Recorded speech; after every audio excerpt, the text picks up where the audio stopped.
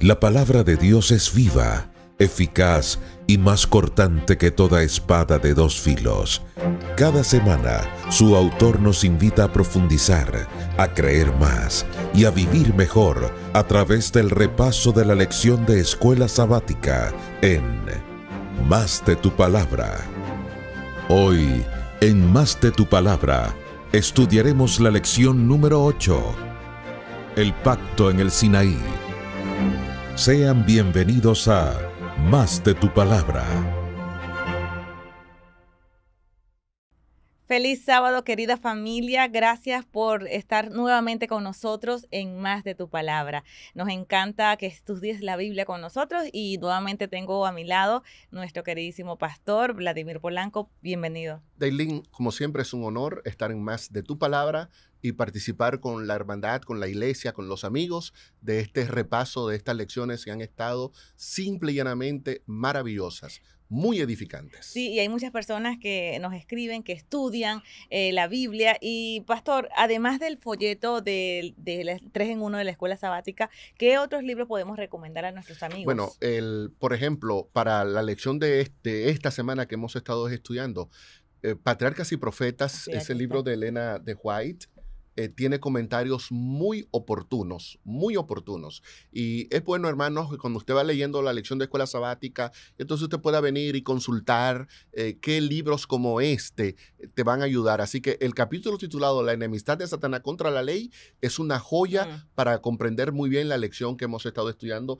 durante esta semana. Y, por supuesto, yo en lo personal he estado enriqueciendo mi lectura de cada comentario del libro de Éxodo. Lo he afirmado más estudiando lo que dice el comentario bíblico Andrews, maestro de escuela sabática, ancianos de iglesia o cualquier miembro normal que quiera profundizar más en el entendimiento de la palabra. El comentario bíblico va a ser una herramienta muy eficaz, y como este es un tema bíblico que estamos estudiando, el libro de Éxodo, entonces leer las notas explicativas de Éxodo en este material para mí ha sido una bendición, y yo sé que también para nuestros amigos que están en sintonía con nosotros también serán bendecidos. Muchísimas gracias. Bueno, ahí lo tienen, porque de eso se trata este programa, de Más de tu Palabra, de profundizar, de estudiar, de comprender. Ahora, vamos entonces a adentrar a la lección número 8, titulada El pacto en el Sinaí. Ya salieron de la esclavitud, ya Dios los quiere llevar a un lugar. Pero antes de comenzar, voy a pedirles que por favor, donde se encuentren, vamos a inclinar el rostro para orar. Señor, gracias por el privilegio de estudiar tu palabra una vez más. Gracias porque hasta ahora lo que hemos aprendido ha tocado nuestro corazón, ha cambiado nuestra perspectiva de ver de tu carácter. Te pedimos que sigas obrando en nuestro ser a través de tu Santo Espíritu con el estudio de esta mañana. Quédate con nosotros y con cada persona que nos está escuchando, en el nombre de Cristo Jesús. Amén. El pacto en el Sinaí. El Señor condujo a su pueblo, los sacó de Egipto y los lleva a un lugar, ¿no? La historia habla de llevarlo al monte Sinaí. La pregunta realmente, ¿lo lleva al monte Sinaí o a dónde realmente los lleva? Bien, el monte Sinaí es conocido en la Biblia como el monte de Dios. Entonces es la primera manifestación, digamos, teofánica de Dios con su pueblo. En Éxodo 3 es en el monte Sinaí donde aparece la zarza ardiente y Moisés se encuentra con Dios. Por lo tanto, cuando desde el Sinaí, que es donde Moisés y Dios se encuentran, Moisés sale para Egipto, y el propósito de Moisés es traer al pueblo a encontrarse con su Dios, entonces el Sinaí se convierte en el lugar del encuentro. Pero es interesante cómo hay un pedacito del versículo de memoria que yo quiero llamarle la atención a nuestros amigos, y es cuando Dios dice: yo los tomé con alas de águila y los traje a mí. Qué hermoso. Entonces no es ir a un lugar a tener un encuentro con un pedazo de roca enorme como es el monte Sinaí, sino quién estará en ese lugar. Y a veces yo creo que la gente confunde tener un encuentro con Dios a encontrarse con un lugar donde supuestamente está Dios. El lugar es importante, pero el plan de Dios es que cuando tú tengas un encuentro, lo tengas con Él, que tú vengas a mí. Curiosamente, ese primer paso de Israel en su ruta a tener una buena relación con Dios, encontrarse con Él, es lo que Jesús le reclama al pueblo histórico de Israel en su tiempo, cuando en Juan 5:39, ustedes conocen las Escrituras porque ellas dan testimonio de mí, sin embargo no queréis venir a mí, le decía Jesús. Wow. O sea, ustedes no quieren hacer lo que hizo Israel, no quieren venir a mí. ¿Por qué? Porque no ven en mí los relámpagos, los truenos, la magnificencia que se vio en el Sinaí. Al fin de cuentas, una relación con Dios es una relación directa con Él, no con las paredes, no con el entorno, con Él. Era lo que Dios quería, que el pueblo viniera a tener un encuentro personal con Él. Impresionante, pastor, porque hoy día cuando la misma iglesia nos lleva a servirle, nos lleva a estar en posiciones de liderazgo, pero muchas veces estamos sirviendo en posiciones de liderazgo, pero ¿tenemos una relación estrecha con Dios o tenemos una relación más que todo de lo que hago para Él? ¿O estamos realmente encontrándonos con Dios? Una cosa es estar en el Sinaí, estar en el Sinaí, y otra cosa es estar ante la presencia divina y sentir como esa presencia cubre mi vida, cubre lo que yo soy.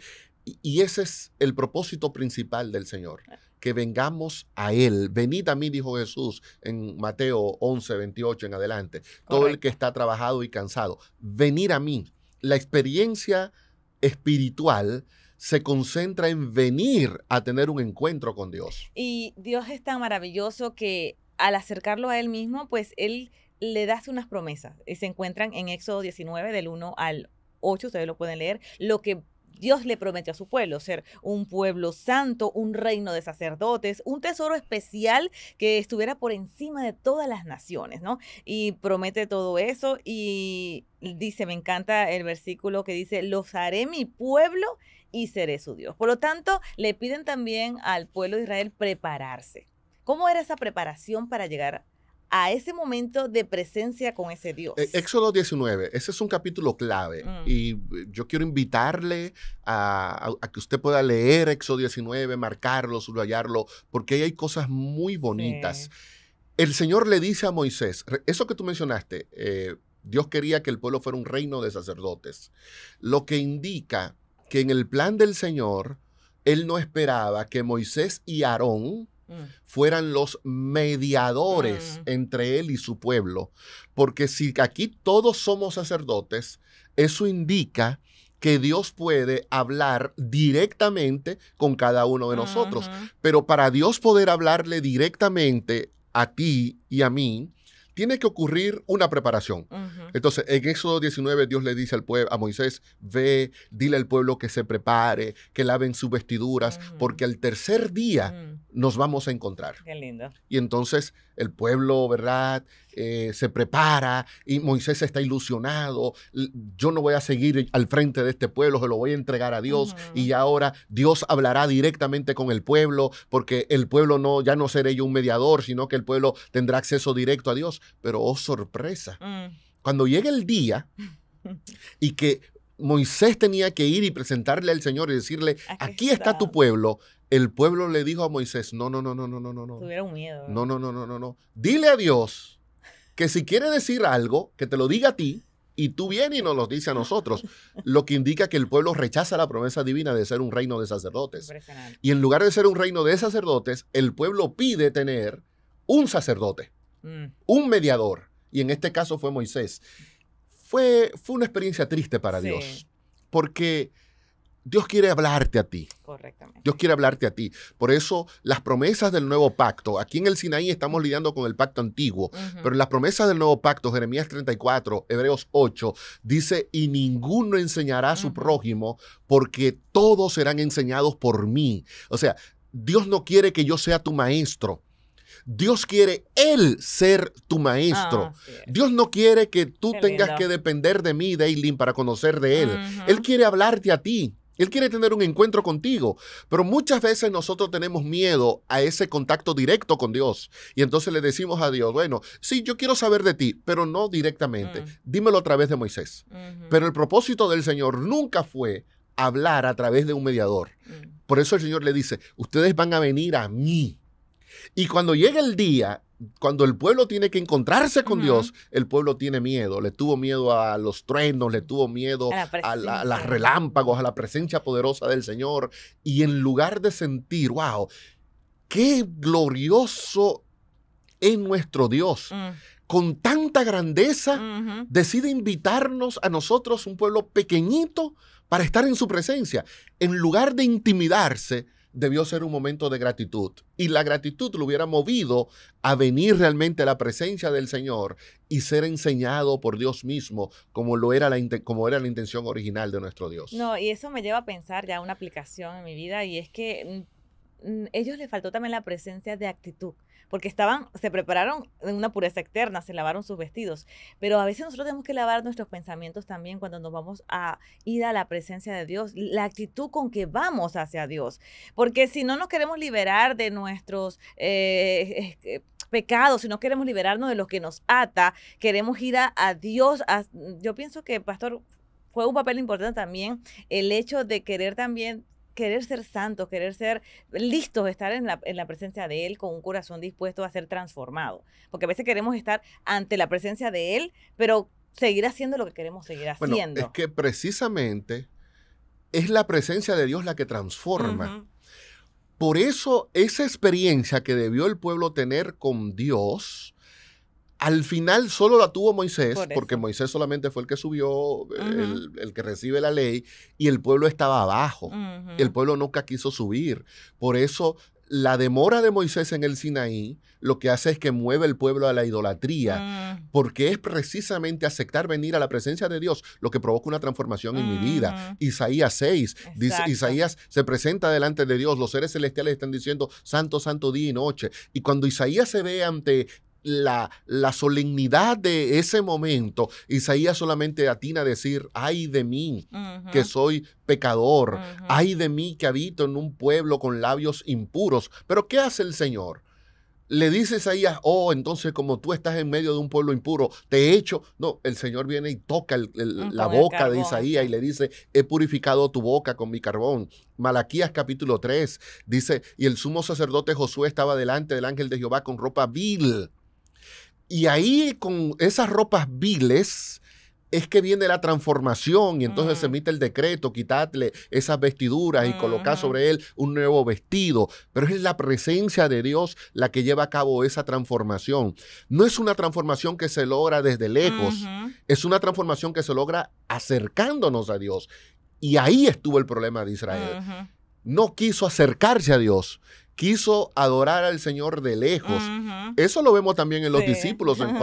Cuando Jesús está siendo perseguido, la Biblia dice que lo seguían, pero de lejos. Dios no quiere una experiencia con Él de lejos. Dios quiere una experiencia con Él cercana, íntima. Dice Hebreos 4, que todos podemos acercarnos confiadamente al trono de la gracia. No tienes que quedarte lejos. No tienes que decirle al Señor que te hable a través de otro, porque el Señor ha abierto el camino hacia el cielo para que tú puedas acercarte confiadamente hacia Él. Y eso fue lo que le faltó a Israel.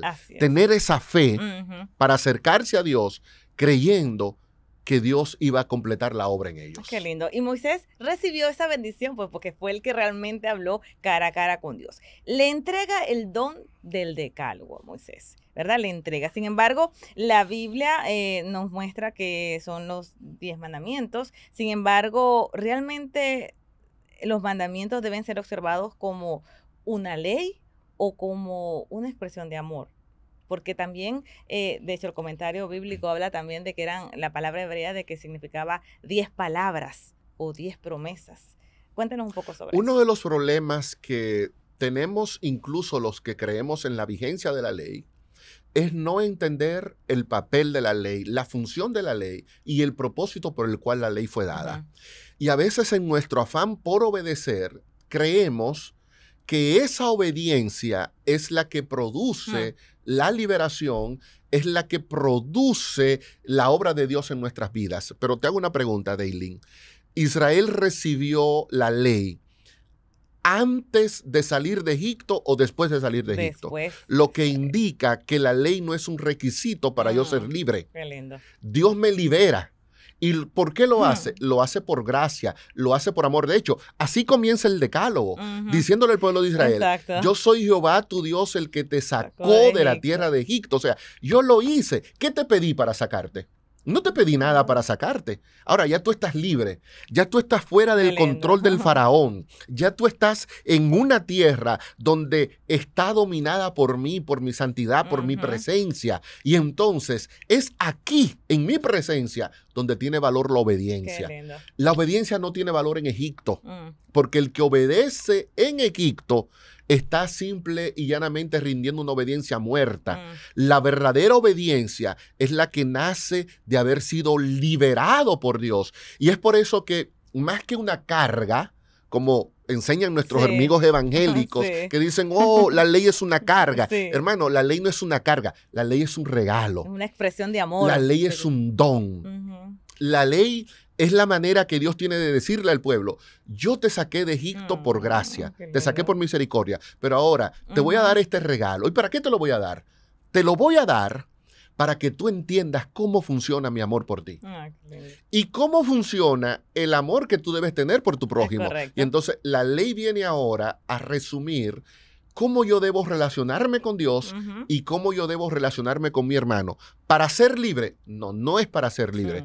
Es para disfrutar la libertad que ya Dios me dio. Y cuando yo disfruto esa libertad, entonces lo manifiesto obedeciendo esos mandamientos. No para sentirme libre, sino porque ya soy libre. No para sentirme salvo, sino porque ya soy salvo. No para que Dios tenga piedad de mí, sino porque ya Dios la tuvo de mí. Entonces yo agarro ese regalo que el Señor me dio y le doy el uso debido, el uso que le corresponde. Regular mi relación con Él y regular mi relación contigo y con mis demás prójimos. Y para poder tener una relación plena con Él y con el prójimo, me encanta. Ahora, Pablo, por eso que Pablo deja muy claro en Romanos 7:12, ¿no? Que las leyes santas y el mandamiento santo, justo y bueno es. Porque de hecho, lo vimos en lecciones anteriores, realmente la ley muestra el carácter del legislador, que Dios es amor. Ahora, hay ciertas funciones que la ley presenta. Creo que mencionaste alguna, ¿no? Que es la expresión de su amor. ¿Qué otras funciones nos ayudan a entender la ley? Ahí mismo en Romanos 7, Pablo va a decir que si no fuera por la ley, yo no conociera pecado. No matarás. Me está diciendo que matar es pecado. No tomar el nombre de Dios en vano. Me está diciendo que tomar el nombre de Dios en vano es pecado. Entonces, la ley lo que viene es a decirme a mí qué es el pecado.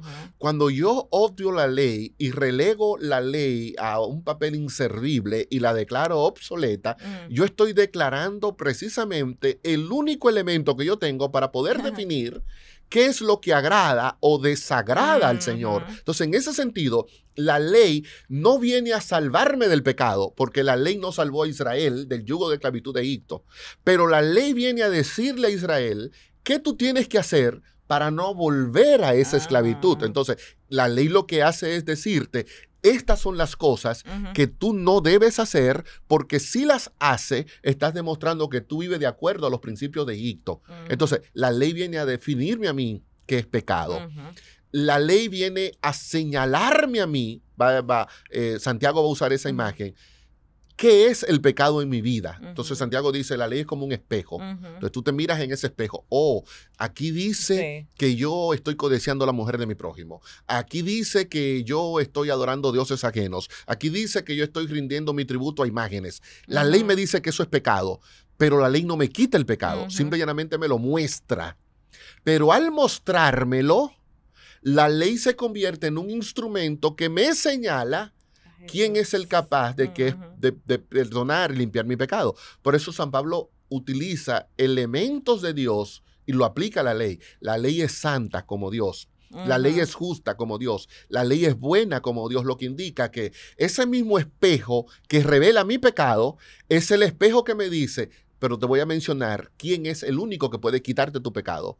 Dios. Así es. Por eso Pablo en Gálatas 3:24 utiliza la imagen, compara la ley con un tutor, con un paidagogos es la palabra que usa griego. En griego, un ayo, decían las versiones más antiguas. O sea, la ley te toma de la mano y la ley te dice, como tú estás sucio, como tú tienes pecado, yo te voy a llevar donde el que puede quitarte ese pecado, que es Cristo. Entonces, una de las funciones claves de la ley es decirme a mí qué es el pecado, cómo ese pecado me afecta en mí y señalarme quién es el único que puede quitarme el pecado que la ley me está señalando. En ese sentido, la ley se convierte en un instrumento de condenación, pero que al mismo tiempo me indica quién es el que puede liberarme de esa condenación, que es Cristo Jesús. Correcto. Y es por eso que entra esa definición tan linda que da Elena de Guardia de la ley, donde ella dice que la ley es un reflejo, un trasunto del carácter de Dios.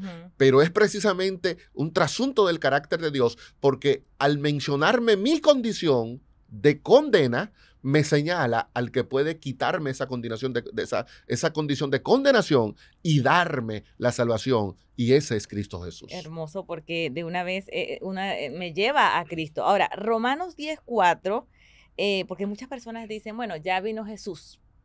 Pues entonces vamos a ver a Jesús que nos ama y me olvido de la ley.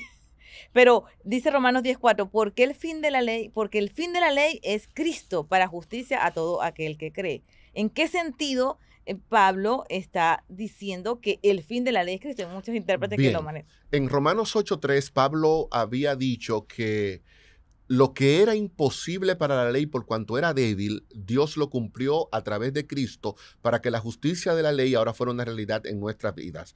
Lo que Pablo plantea en Romanos 8 es, la ley no puede darte justicia. La ley no puede. Él dice, la ley es débil para darte esa justicia. Porque la ley es mala. No, no es porque la ley es mala, dice San Pablo, sino porque tu propia vida y tu propia carne no permiten que la ley pueda darte esa justicia, porque la ley, al señalarte tu pecado, se convierte en una herramienta de condenación. Entonces, no puede la ley decirte, tú estás condenado por esto y al mismo tiempo salvarte. Entonces, la ley dice, yo no puedo salvarte. Yo soy incapaz de hacerlo, pero hay uno que sí puede darte a ti la justicia que yo demando. Y Romanos 8 dice que es Cristo. Y entonces, Pablo, siguiendo esa línea de pensamiento, en Romanos 10 dice, eso indica que el propósito de la ley, el fin de la ley, el objetivo de la ley, es que tú puedas venir a Jesús, porque el fin de la ley es Cristo. Telos es la palabra griega, pero es fin en el sentido de propósito. Y yo digo, yo espero al final de mi vida poder tener una herencia para mis hijos. Está hablando de un propósito. El fin de mi venida a esta iglesia es presentar este tema. Estoy hablando de un propósito. El fin de nuestras clases es tratar de tener una herramienta para que las iglesias sean edificadas. Es fin como propósito. Nosotros estamos acostumbrados a usar esa expresión. Entonces, telos en Pablo tiene esa idea. Propósito, objetivo, finalidad, pero también el texto puede verse en el sentido de que la plenitud de la ley, es decir, la ley está completa cuando permite que tú puedas estar en Cristo, porque ahí la ley puede enseñarte a ti quién es el único que puede darte la justicia que ella demanda. Entonces, el fin de la ley es Cristo, en el sentido de que la verdadera observancia de la ley encuentra su máxima expresión en Cristo Jesús. Pablo va a decir en Romanos 5, 18, 19, que es por la obediencia de Cristo que tú y yo ahora somos salvos y tenemos la justicia de vida, lo que indica entonces que al Cristo haber obedecido perfectamente la ley, al haber consumado en sí mismo la obediencia de la ley, entonces ahora hace que eso que Jesús logró pueda tener un impacto positivo en mi vida. Entonces, en ese sentido también puede entenderse allí la expresión telos, de Cristo como el que lleva la ley a su máxima plenitud. Lo que indica, amigo oyente, que una persona que guarda la ley sin Cristo está participando de una obediencia imperfecta. Y tenemos un ejemplo de eso en Lucas 18. El hijo pródigo, el joven rico viene y le dice a Jesús, ¿qué yo tengo que hacer para dar la vida eterna? Bueno, guarda los mandamientos. Y él le dice, ¿cuáles mandamientos? No matarás, no cometerás adulterio. Jesús le mencionó los mandamientos de la segunda tabla. Pero el muchacho se fue triste. Pero él mismo le dijo a Jesús, pero yo he guardado todos esos mandamientos.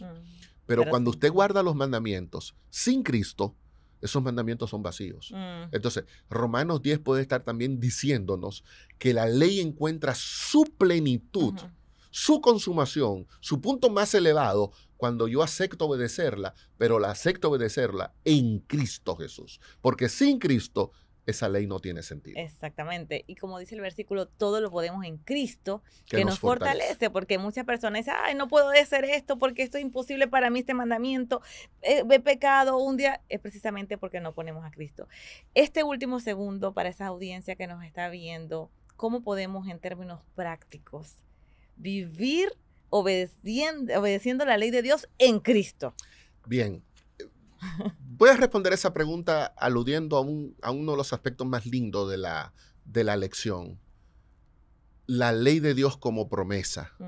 No matarás, no cometerás adulterio, no levantarás falso testimonio contra tu prójimo. Es como si el texto estuviera diciéndonos, si tú aceptas a Dios como el Señor de tu vida, tú no vas a matar. Porque es imposible que tú lo hagas. No. Porque el poder de Dios Amén. te está haciendo una promesa. Ujú. Y es uno de los aspectos lindos que tiene la lección de esta semana. Cuando menciona una serie de textos donde la palabra davar o davarín, que se traduce como mandamientos, también implica promesa.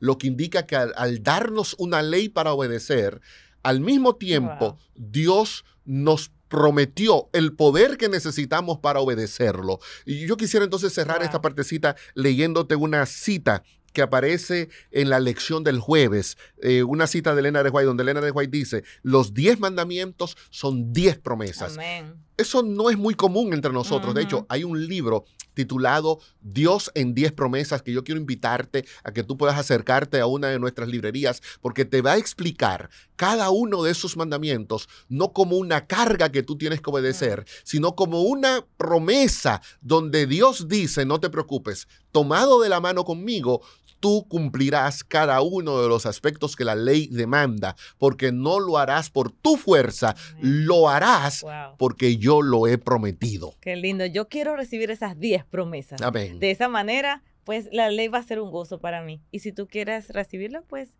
déjalo saber en una oración también allí donde tú estás. Pastor, ore por todas esas personas que al igual que yo queremos recibir esas 10 promesas de Dios. Padre, gracias te damos porque cada vez que tú nos haces una petición, al mismo tiempo nos está dando la capacidad para cumplir con esa petición. Gracias porque tus mandamientos no son gravosos, no son una carga que trae amargura a nuestra experiencia cristiana. Tus mandamientos son dulces como la miel. Tus mandamientos pueden saciar nuestra sed. Tus mandamientos son promesas maravillosas que tú has dado a tu pueblo para que tu pueblo pueda tener una vida llena de gozo en esta tierra. Amén. En el nombre de Jesús te lo agradecemos. Amén. Amén. Con la certeza de que Dios, a través de su palabra, seguirá guiando nuestros pasos cada semana, nos despedimos hasta la próxima edición de Más de tu Palabra. Les esperamos.